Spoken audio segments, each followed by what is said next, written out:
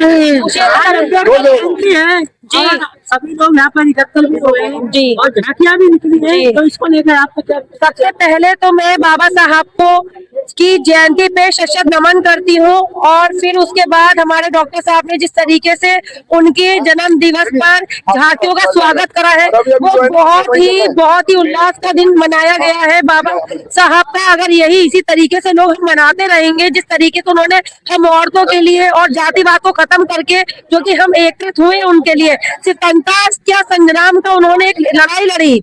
वो एक अच्छे वकील भी हुआ करते थे, एक समाज सेवक भी थे, अर्थशास्त्र भी थे, वो बहुत कुछ थे अपने उसमें। उन्होंने जातिवाद प्रथा बिल्कुल खत्म कर दी। आज अगर औरतें बोल रही हैं या जॉब पे जा रही हैं या सती प्रथा को खत्म किया है, तो वो बाबा साहब ने किया है। आज हम सब जो डट के अपने सारे काम कर रहे हैं, वो बाबा साहब की ही देन है। और ये राष्ट्रीय अध्यक्ष जी ने ही जो पहल करी है, बहुत ही अच्छी करी है। ये जातिवाद को हटाना है हमें, और हमें पीडीए की सरकार बनानी है। जय समाजवाद, जय भीम, जय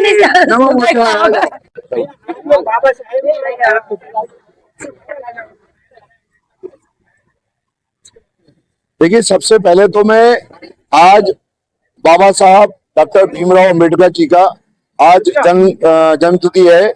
सबसे पहले मैं उनको नमन करता हूं और पूरे देशवासियों को आज उनकी जन्मतिथि की हार्दिक शुभकामनाएं देता हूं और मुबारकबाद देता हूं। उसके बाद में मैं यही कहता हूं कि बाबा साहब के जो सपने थे, वो सपने थे अपने दलित समाज को, अपने पिछड़ा समाज को, अपने शोषित समाज को एक आर्थिक रूप से मजबूत करके और देश की मुख्यधारा में जोड़ना। तो उन्होंने इसके लिए संविधान बनाया और आरक्षण भी दिया देश के लिए, और आरक्षण की वजह से ये हुआ कि लोग काफी हद तक मजबूत हुए, आर्थिक रूप से मजबूत हुए। एक वो सपने थे कि मेरा समाज जो है वो मुख्यधारा में लौट के आया, वो नहीं हो पाया है। और उस सपने को आज सजाने में, बाबा साहब के मिशन को आगे बढ़ाने में माननीय अखिलेश यादव जी सबसे आगे हैं। तो मैं यही कहता हूं अपने दलित भाइयों को, शोषित भाइयों के और पिछड़े भाइयों से कि आप लोग आगे आइए और बाबा साहब के सपने को आप पूरा करना है। तो 27 में माननीय राष्ट्रीय अध्यक्ष अखिलेश यादव जी की सरकार बनाएगी, तो आपका सपना भी पूरा होगा और बाबा साहब का सपना पूरा होगा। Thank you.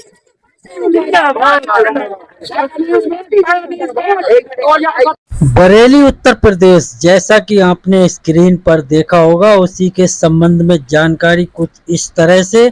आदाब में हसरुद्दीन, आप देख रहे हैं जलाल न्यूज 901 टीवी चैनल के द्वारा साक्षात्कार करा रहे इस खबर के साथ। तो खबर के अंत तक जरूर बने रहें। आखिरकार खबर क्या कहलाती है वो इस तरह से। अंबेडकर जयंती को लेकर मंजिलें उन्हीं को मिलती हैं जिनके सपनों में जान होती है। पंखों से कुछ नहीं होता, हौसलों से उड़ान होती है। दोस्तों, नाथ नगरी बरेली आज बाबा साहेब डॉक्टर भीमराव अंबेडकर की 135वीं जयंती के अवसर पर नीले रंग में रंगी नजर आई श्रद्धा और सेवा का एक ऐसा ही अद्भुत संगम देखने को मिला। सिविल लाइंस के नवल्टी चौराहे पर समाजवादी पार्टी के वरिष्ठ नेता और प्रसिद्ध चिकित्सक डॉक्टर अनीस बेग ने इस पावन पर्व को बेहद खास अंदाज में मनाया। डॉक्टर बेग और उनकी टीम ने नवल्टी चौराहे पर एक विशाल सेवा कैंप लगाकर बाबा साहेब की शोभा यात्रा का भव्य स्वागत किया। जय बाबा साहेब की झांकियां यहां से गुजरी तो डॉक्टर अनीस बेग ने उन पर फूलों की बारिश कर पूरे माहौल को महका दिया। भीषण गर्मी को देखते हुए हजारों लोगों के लिए शीतल जल और मिष्ठान मिठाई की व्यवस्था की गई। इस मौके पर जन समूह को संबोधित करते हुए डॉक्टर अनीस बेग ने बहुत ही प्रेरणादायक बात कही।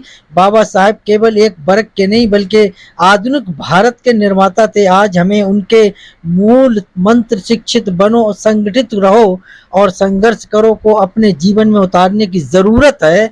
हमारा संविधान ही हमारी सबसे बड़ी शक्ति है।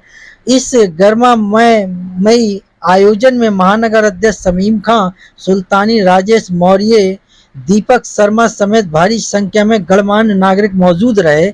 सभी ने बाबा साहेब के बताए न्याय और समता के मार्ग पर चलने का संकल्प लिया।